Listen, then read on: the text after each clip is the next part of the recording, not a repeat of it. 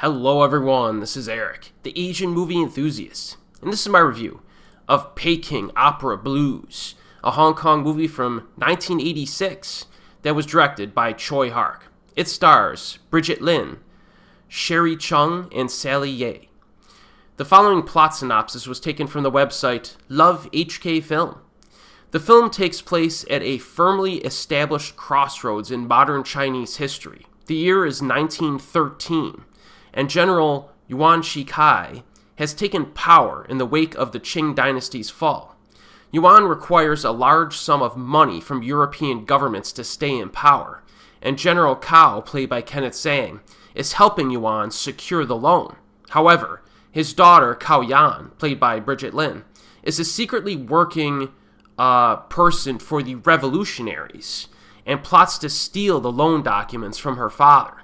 However, things aren't that easy. In the process of trying to steal the documents, she gets involved with two very different women. Bai Niu, played by Sally Yeh, is the daughter of Wu Ma, who runs a Chinese opera troupe that, as was the custom at the time, features an all-male cast. Bai wishes to be an actress on stage, but tradition forbids it. Meanwhile, gold-digging musician Hong, played by Cherie Chung, arrives at this opera house while chasing a wayward box of jewelry. Yes. So it seems like there's a lot going on there, and there is, but this movie's pretty easy to track. It moves quite fluidly, I think.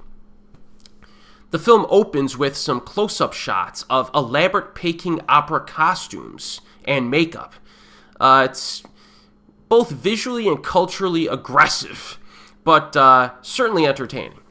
I think Peking Opera Blues is a genre bender, to say the least. If I was forced to choose, I would probably classify this as a comedy, thriller, action hybrid.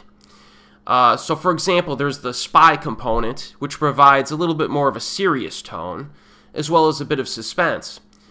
Then there's the lost jewels component that provides a more humorous tone.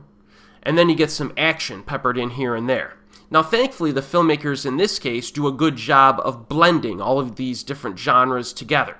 And the tonal shifts in this film are not as severe as what you might expect, which indicates a level of craftsmanship at play here. Now, there are lots of little side plots in addition to the main one, and interactions involving the three main women and the people they encounter along the way. And at first, these events occur at the opera theater, but we quickly transition to a pretty awesome mansion locale. That's the basis for like a secret infiltration scene by Brigitte Lin. Kind of similar to a cat burglar type of a scene you might see in a modern theme movie. A very cool set piece because you have multiple characters that are like hiding from one another in this mansion or deceiving each other when they meet each other. So you're not really sure who's going to be discovered. Well directed and definitely a highlight for me. And this style of set piece happens multiple times in this movie, with another similar scene occurring at a different location. Lots of like cloak and dagger scenarios. We eventually get back to the opera theater, of course, by maybe the midpoint, and then we get some long scenes there, hence the title of the movie. Things kind of revolve around the opera theater. Now, in my opinion, this is probably one of Brigitte Lin's best performances that I've seen. Sometimes she plays some pretty weird characters, in pretty good movies, of course. But here she has more of like a normal persona that's more relatable. She's also forced to exhibit a wide range of emotions, which showcases her range. Everyone is good in this, but I think she gives my favorite performance. The humor is charming. There's a hint of wackiness, but this is more focused on situational humor.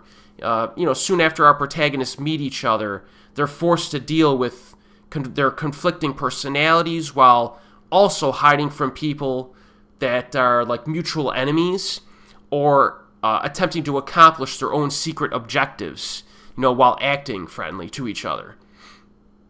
In terms of the humorous component of that, one of my favorite exchanges is when one character yells out, "Peking duck," and there's a reason for this. And the other character, completely oblivious to what they're supposed to say, just says, tasty, and you'll know the context of that when it happens, because it sets it up pretty well. I also enjoyed the opera performance near the midpoint that goes off the rails, and there's also a scene where the ladies hang out and bond over some drinks, which is a pretty nice moment. I approve of the comedy in this film. You know how Hong Kong comedies get sometimes maybe go a little bit too far or get a little bit too wacky? This one doesn't really do that.